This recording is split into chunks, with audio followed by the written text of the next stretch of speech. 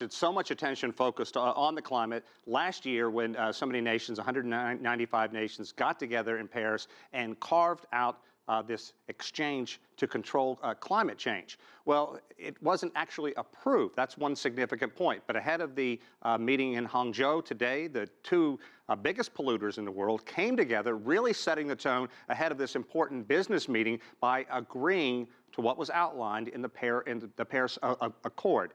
Now, this is important because 55 nations representing 55% of the carbon dioxide that is pumped into the atmosphere, blamed for climate change, they have to approve this before this measure takes place. Well, the fact that the United States and China account for about 40% of the pollution is significant. So the fact that they came together, they signed this ahead of the all-important G20 meeting is really going to set the tone, and it is going to put the pressure on other nations to come to the table and approve this agreement. Now, before today, 23 nations had approved it, but it only represented about 1% of the carbon dioxide that was pumped into the atmosphere. This is going to be significant because China is trying to pump the brakes on its use of fossil fuels and want to reach a limit of carbon dioxide being pumped into the atmosphere by the year 2030. At the same time, the United States is also pledging to sink hundreds of billions of dollars into new energy and also reduce its emissions as well.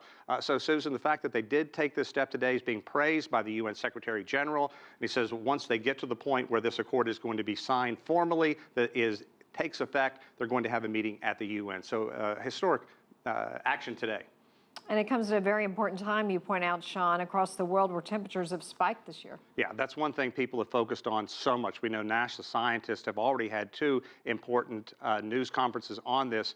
The first 7 months of 2016, the hottest 7 months ever recorded. Nowhere is that being greater felt than in the Arctic, where I spent about 3 months last year. In fact, July, the hottest month ever recorded on the globe.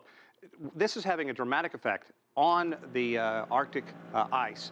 It is at the lowest it's ever been, and the melting this year is extremely significant. This is important because basically the Arctic ice acts as an air conditioner for the rest of the world. Now, what's happening as this Arctic ice melts and exposes more ocean, the sun's powerful rays are actually absorbed by the ocean rather than reflected by the white ice sheet. So it kind of feeds on itself and makes it conditions get hotter and hotter and hotter.